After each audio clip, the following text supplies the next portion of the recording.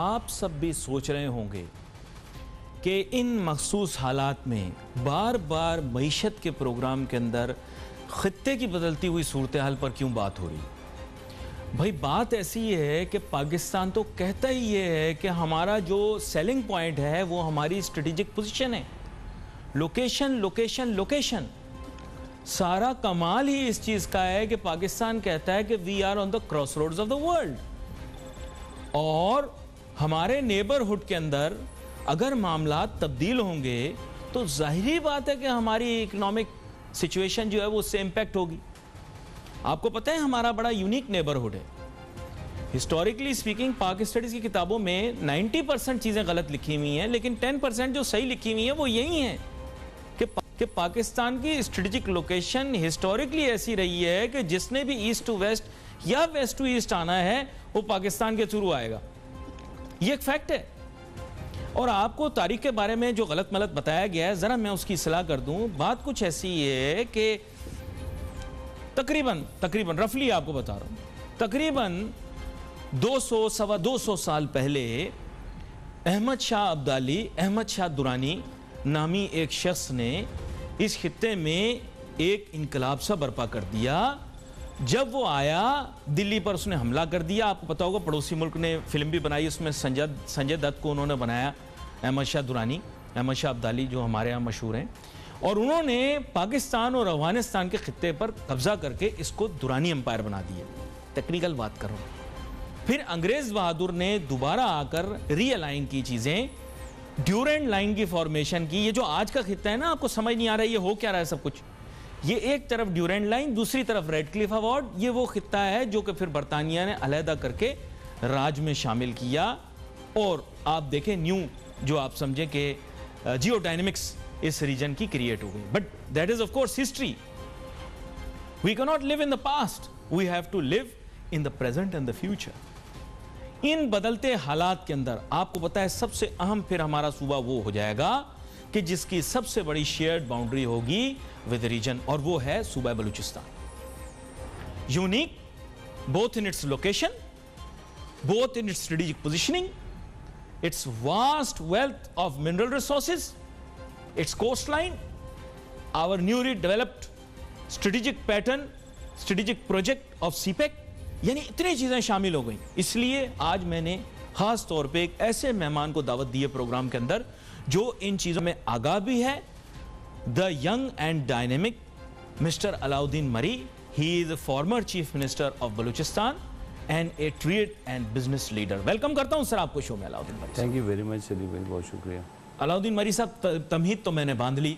अब बदलती सूरत हाल के अंदर मैं चाहूंगा कि आप भी एक इब्तदाइया दें कि बुनियादी तौर पे अफगानिस्तान के अंदर बदलती सूरत हाल के पाकिस्तान के ऊपर क्या असरात मुरतब होंगे, बिलखुसूस बलूचिस्तान के ऊपर, और इसका माशी फॉल आउट क्या होगा, क्योंकि इकोनॉमिक्स और बिजनेस ही हमारे प्रोग्राम का महवर है। जी फर्स्ट ऑफ ऑल सर बहुत बहुत शुक्रिया आपके चैनल अब तक का और आपका जो कि हमेशा से बलूचिस्तान पे अपनी गहरी नज़र भी रखी है और वक्तन फ़वक्तन बलूचिस्तान के ख़ास लोगों को बुलाकर उनसे उनका ओपिनियन और बलूचिस्तान के मसलों को भी उजागर करती है।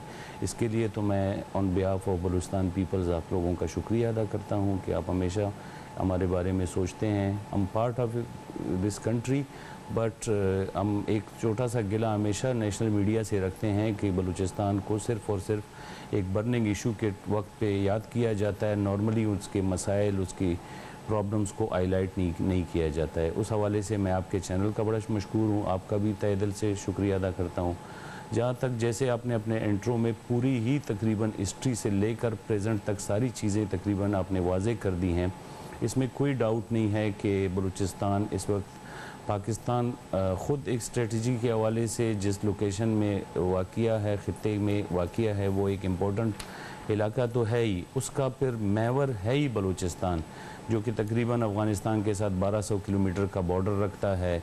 साथ में हमारा तकरीबन 700-750 किलोमीटर का ईरान के साथ बॉर्डर है। वहाँ भी काफ़ी सालों से अगर आप देखा जाए तो सिर्फ अफ़गानिस्तान डिस्टर्ब नहीं रहा है, ईरान के साथ भी इंटरनेशनली भी अमेरिका के सैंक्शंस बहुत सारी चीज़ें चलती रही हैं, तो उनके भी असरात इतने सालों से अब आज तकरीबन 20 साल होने को हैं अफ़गानिस्तान के इस रीसेंट जंग को। वैसे तो आप 40-50 सालों से ही रशिया और सारे जंगों को देखते हुए आए हैं। इस रिसेंट आखिरी जंग को भी तकरीबन 2 दहाइयाँ गुजरने को है। और आप क्या समझते हैं कि आज जब ये जंग अमेरिका के इनखला के बाद बहुत ही हाई प्रेशर के साथ हो रहा है, तो अब इसके इम्पैक्ट, हम तो ये इम्पैक्ट 20 सालों से झेल रहे हैं।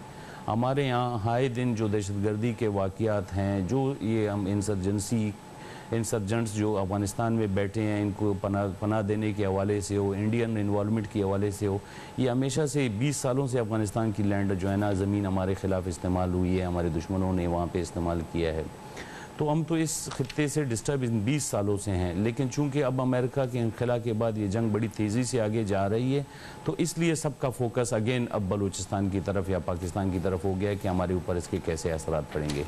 जहाँ तक आपके सवाल का ताल्लुक है, बिल्कुल इसमें हमारे ऊपर बड़े ख़तरनाक असरात खुदा न ख्वास्ता हो सकते हैं अगर हमने अपनी खारिजा पॉलिसी या स्ट्रेटजी को बहुत सोच समझ के आगे ना लेकर गए, तो इसके खुदा न ख्वास्ता इम्पैक्ट्स भी पड़ सकते हैं।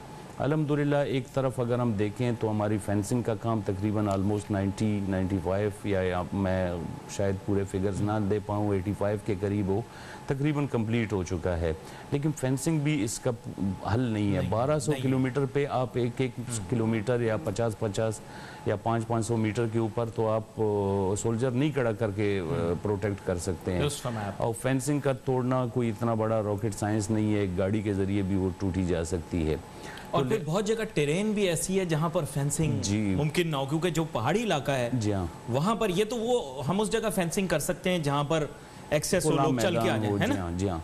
पहाड़ों पे तो के अलावा फिर कुछ कबाइल भी ऐसे हैं जो पाकिस्तान और अफगानिस्तान के दोनों बॉर्डर लाइन पे पड़े हुए हैं, उनकी भी कुछ मजबूरियां हैं। किसी का कब्रिस्तान दफनाने का उस साइड पे है और गांव यहाँ है, किसी के गांव यहाँ है, कब्रिस्तान उस साइड है, तो उनको आने जाने के शेयर्ड कम्युनिटीज हैं। जी हाँ sir, shared communities, shared drive, तो उनको भी जो है ना एग्जिट और एंट्री पॉइंट्स वहाँ पे दिए गए हैं। तो सिर्फ फेंसिंग के ज़रिए तो हम इससे प्रोटेक्ट नहीं रह सकते हैं, हमें अपनी खारजा पॉलिसी को बड़ी एहतियात के साथ और सोच समझ के साथ तमाम, अभी मैं रिसेंटली एक आज ही न्यूज़ देख रहा था कि वज़ीर आज़म साहब ने एक इनिशिएटिव लिया है अफ़गानिस्तान पे एक कॉन्फ्रेंस करने के लिए, जिस पे हामिद करज़ी साहब को भी दावत दी गई है, अशरफ गनी साहब ने भी एक्सेप्ट कर लिया है। तो इस तरह की इनिशिएटिव देखें अली भाई, आप समझ सकते हैं कि दुनिया का कोई भी वार हो, कोई भी जंग हो, कोई भी मसला हो, वो बातचीत के ज़रिए ही हल हो सकता है। कल तक अमेरिका वहाँ पे इन्हीं अफ़गान तालिबान के ख़िलाफ़ ऑपरेशन कर रहा था। आज सुबह ही यूके का क्या बयान आया है यूनाइटेड किंगडम ने कि अगर अफ़गानिस्तान में तालिबान की हुकूमत कायम होती है तो हम उनके साथ अपने ताल्लुकात अस्तवार करना चाहेंगे। वज़ा करें, एक छोटी सी ब्रेक हमें लेनी है। ब्रेक के बाद जब वापस तो अपनी गुफ्तगू जारी रखेंगे और डायमेंशंस को भी इसमें ऐड करेंगे। Let's take a short break.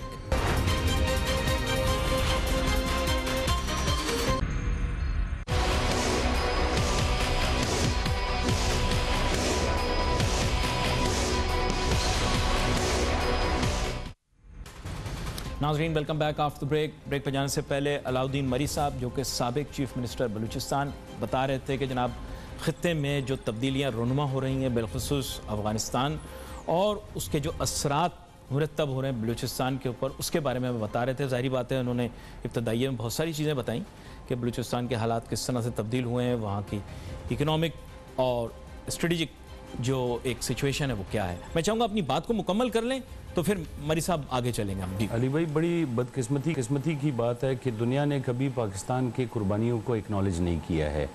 अगर आप हिस्ट्री में अफ़गानिस्तान में रशियन वार के टाइम से देखें, जितना अफ़गानिस्तान के अफ़गान महाजरीन की मेज़बानी की सूरत में हमारे माशरे पे उनके असरात की सूरत में पाकिस्तान ने सफ़र किया है, शायद ही किसी मुल्क में इतनी बड़ी तादाद के पे महाजरीन कहीं गए हुए हों।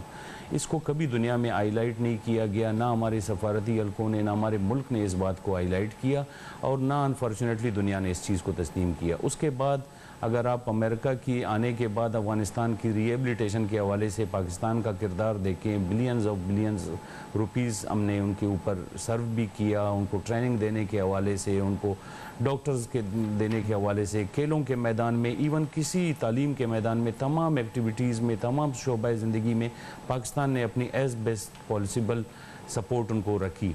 लेकिन आज भी आप देखें तो उनकी हुकूमत की तरफ से कभी एक्नॉलेजमेंट नहीं आई, ना दुनिया की तरफ से आई। ये इसमें कमी दुनिया की, आखिर आप मुझे बताएं कि कोई दुनिया आपकी अच्छाई को तस्लीम क्यों नहीं कर रही है? इट्स मीन कि आप अपनी प्रोजेक्शन बेहतर नहीं कर रहे हैं, आप लोगों को समझा कन्वेंस नहीं कर पा रहे हैं। इसमें जो है ना हमारी सफारती मिशंस या फॉरेन ऑफिस या हमारा जो गुज़श्ते हुकूमत के अदवार में जो फॉरेन मिनिस्टर साहिबान गुजरे हैं, मैं इन सब के लिए उनको कसूरवार ठहराता हूँ। अच्छा, उसके बाद आप देखें अभी अफ़गानिस्तान में तालिबान की जंग जारी है अफ़गान हुकूमत के ख़िलाफ़। उन्होंने डे 1 से जब से अमेरिका आया उन्होंने कहा कि हम गैर मुल्की मुदाखलत अपने सरजमीन पे नहीं छोड़ेंगे। अली भाई, दुनिया का कोई जंग भी कामयाब वहाँ के मकामी लोगों के सपोर्ट के बगैर हो ही नहीं सकता है। आज अगर अफ़गानिस्तान में तालिबान मुख्तलिफ़ इलाकों में दोबारा काबिज़ हो गए हैं, फ़तह याब हो करके आकर इलाकों को वो कैप्चर कर रहे हैं, इसमें पाकिस्तान का तो कोई रोल नहीं है, वहाँ के मकामी लोग उनको वेलकम कर रहे हैं। इवन अगर आपको यहाँ पे भी, मैं कोई सिक्योरिटी एनालिसिस नहीं दे रहा हूँ आपको, ना मैं बड़ा तज्जियाकार हूँ कोई दिफाई अमूर का, लेकिन एक कॉमन सेंस की बात है कि कहीं एक वारदात होती है और वो किसी गांव में जाके बंदा छुप जाता है, अगर गांव वालों का सपोर्ट हासिल ना हो तो 10 मिनट में उसकी पकड़ाई हो जाएगी।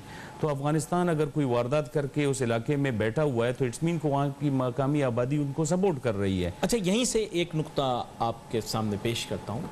कुछ गवर्नमेंट भी चाह रही है कि इसी पॉलिसी पर चल के बलूचिस्तान में इंसर्जेंसी को कंट्रोल कर सके, और एक आध मारूफ रहनुमा जो कि ज़्यादा डिफाइंस के नाम से मशहूर थे, वो अब गवर्नमेंट ने उन्हें अब्जॉर्ब कर लिया है और उनसे वो मशवरे करना चाह रही है कि किस तरह मामलात को आगे लेकर चलें। नाम भी बता देता हूँ, शाजीन बुगटी साहब। तो do you think this approach is going to make sure that Balochistan will not destabilise under the current circumstances? देखें अली भाई, मैंने शुरू में आपको कहा कि दुनिया का कोई ऐसा मसला नहीं है जो बातचीत के ज़रिए हल नहीं हो सके। बिल्कुल, कम से कम स्टार्ट तो लिया गवर्नमेंट ने, मैं इसको अप्रिशिएट करता हूँ कि स्टार्ट लिए, लेकिन अगेन मेरे इस मसले के सोचने का ज़ाविया कुछ चेंज है।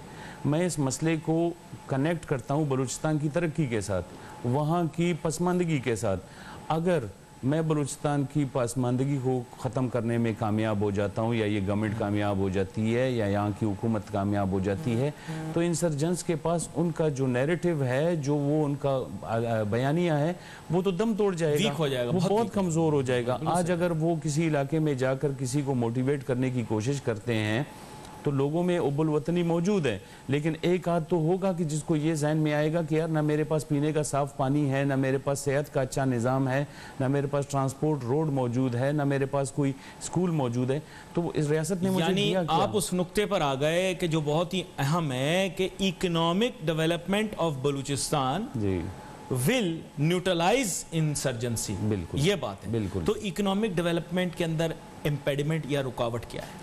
अब देखिए, सीपैक पे ही आ जाते हैं। जी जी। अब आप मुझे बताएं कि पाकिस्तान ने सीपैक का तकरीबन इनिशिएटिव, तो आप इसको पीपल्स पार्टी के दौर में लें, फिर नवाज शरीफ के दौर में इसमें बूम आया, लेकिन किस हद तक बूम आया? सड़कों के हद तक, रेलवे लाइन की हद तक। मैं समझ सकता हूं कि किसी भी बिजनेस एक्टिविटी के लिए रोड कनेक्टिविटी, ट्रेन कनेक्टिविटी बहुत इंपॉर्टेंट फैक्टर होता है, लेकिन मेरी हालत इस वक्त इस पोजीशन पे है कि मेरे लोगों के पास रोज़गार नहीं है। मैं तो सबसे पहले रोज़गार के बारे में सोचूंगा। तो सीपैक के तहत अगर बलूचिस्तान में कोई रोज़गार के स्कीम्स डाले जाते, एग्रीकल्चर मौजूद है, उसमें आप इंडस्ट्री को इन्वॉल्व करते, बलूचिस्तान के फ्रूट्स वगैरह इन सब को वहाँ पे प्रोसेस करके वहाँ के लोगों को उसके रोज़गार में एंगेज करके, ज़रा मुबादला तो दूर की बात, अपने मुल्क के अंदर मार्केट को भी आप कैप्चर कर लेते। आपके लिए बड़ी 25 करोड़ की आबादी है पाकिस्तान की, कितनी हम आप में एक्सपोर्ट्स के फिगर निकाल लें, इंपोर्ट के फिगर निकाल लें कि कितने हम फ्रूट्स वगैरह और ये जूसेस वगैरह हम इंपोर्ट करते हैं बाहर से। अच्छी क्वालिटी का अगर हमारे अपने सूबे में मुल्क में बनने लगे तो हमारे इंपोर्ट बिल के ऊपर भी उसका प्रेशर कम आएगा, उसको भी हम कवर कर सकते हैं। लेकिन अनफॉर्चुनेटली न सीपैक में बलूचिस्तान को उस तरीके से नुमाइंदगी करनी दी गई पिछले हुकूमतों में। अब सीपैक अथॉरिटी जो कि एक बनी है, उसकी एक बड़ी खुशाइंद बात है। जनरल आसिम सलीम बाजवा साहब उसके सीपैक के चेयरमैन हैं।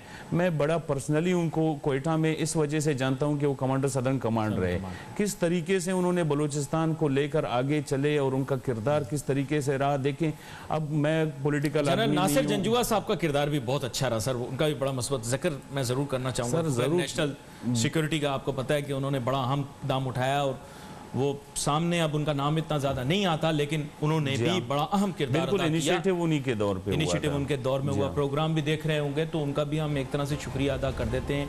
यहाँ पर एक छोटी सी ब्रेक के बाद फिर वापस आएंगे और गुफ्तगू को यही सीपेक को महवर बना के थोड़ा सा आगे चलेंगे और बलूचिस्तान की इकोनॉमिक डेवलपमेंट के बारे में बात करेंगे। Let's take a short break.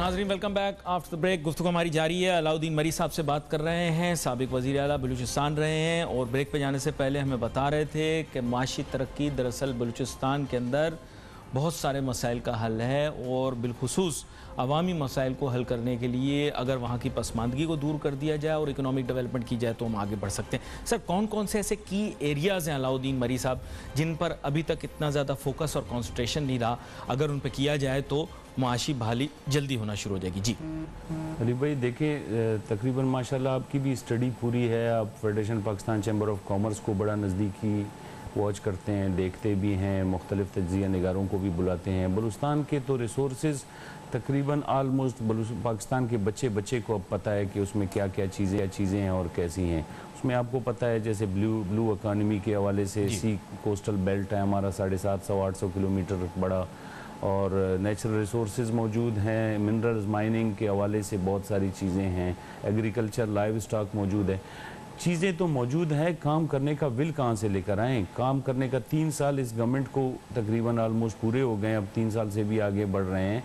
अभी तक बलूचिस्तान में एक सिंगल कोई बड़ा प्रोजेक्ट ही मेगा नहीं स्टार्ट हुआ है कि जिसके तहत लोगों को कोई रोज़गार मिले। बलूचिस्तान के असम्बली के बाहर आए दिन रोज़गार के लिए लोगों के एहतजाज जारी होता है, लोग सड़कों पे निकलते हैं, लोग रो रहे होते हैं अपने रोज़गार के लिए।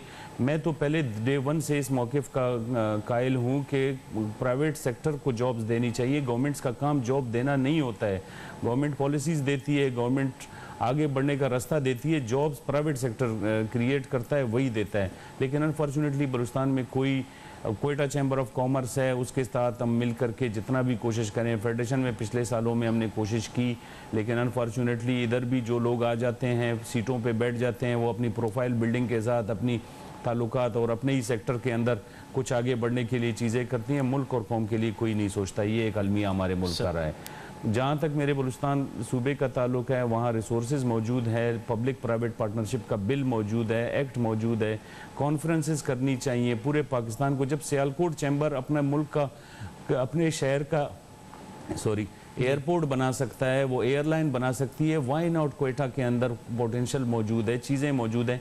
अगर पाकिस्तान के फैसलाबाद के या जो है ना गुजरावाला के या इस रीजन के बिजनेसमैनों को बुलाया जाए और वो तमाम चीज़ें उनको दिखाई जाएं कि इन चीज़ों के ऊपर आप काम कर सकते हैं, और कुछ मशीनरी के हवाले से गवर्नमेंट को SROs इशू करने चाहिए कि जी बलूचिस्तान में अगर कोई फैक्ट्री लगाना चाहे उसके लिए कोई टैक्स नहीं है, या उसको कितने सालों की टैक्स की छूट है। जैसे अब गवादर में फ्री जोन के हवाले से इन्होंने किया हुआ है। मैं रेस्ट ऑफ बलूचिस्तान तमाम के लिए ये ऑफ़र चाहता हूँ कि फेडरल गवर्नमेंट ऐलान करे और लोगों को इस चीज़ के ऊपर लाए कि वो इंडस्ट्रियलाइजेशन करे। जैसे इंडस्ट्री लगेगी, लोगों को जॉब्स मुहैया होंगी, रोज़गार मिलेगा।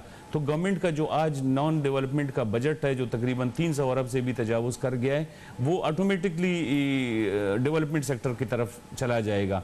जो अब हज़ारों के तादाद में बलूचिस्तान के नौजवान, पूरी दुनिया का हमारे ऊपर फोकस है कि इनकी आबादी नौजवानों पे मुश्तमिल है, और हमारे नौजवान आज खुशकिस्मती से दिन भी आपको मालूम है आज इंटरनेशनल डे ऑफ स्किल्ड है, हुनरमंद लोगों का दिन है। तो स्किल्ड सेंटर्स बनाए जाएं बलूचिस्तान में लोगों को ऑनर दिया जाए कि अगर बलूचिस्तान में जब तक इंडस्ट्री नहीं लगती है तो वो रेस्ट ऑफ पाकिस्तान में, पंजाब में जाकर के, सिंध में जाकर के अपने लिए मजदूरी करें। बड़ा अहम सवाल आपसे पूछता हूँ, ये अभी सीपेक मनसूबे का जिक्र आया, सीपेक के ज़ेली मनसूबों के अंदर तिजारती और सनती इलाके हैं। Do you think it is the right policy to only focus industrial areas in Gwadar?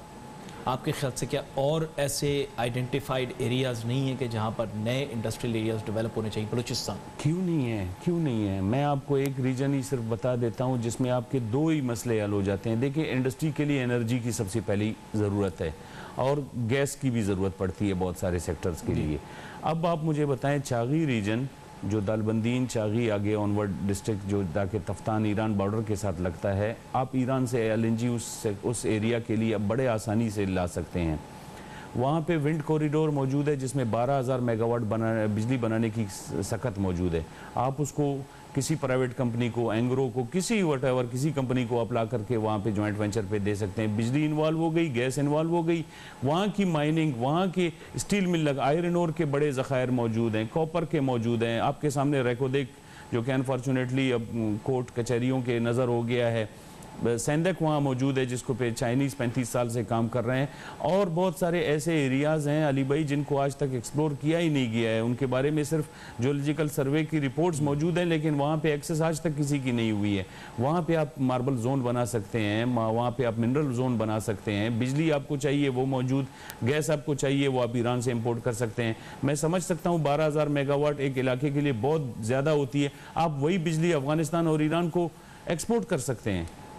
बहुत अहम बात है, ये बहुत अहम बात है। अच्छा, फिशरीज के पोटेंशियल के बारे में हमेशा लोग बात करते हैं, उसकी किस हद तक पूरी एक्सप्लॉयटेशन? दुनिया में आप देख सकते हैं कि ब्लू इकोनॉमी उनकी इकोनॉमी का एक बहुत अहम जुज होता है। अब 750 किलोमीटर का कोस्टल बेल्ट, कितनी मछली होगी आप सोच सकते हैं उस पर, कितना आप फिशिंग कर सकते हैं।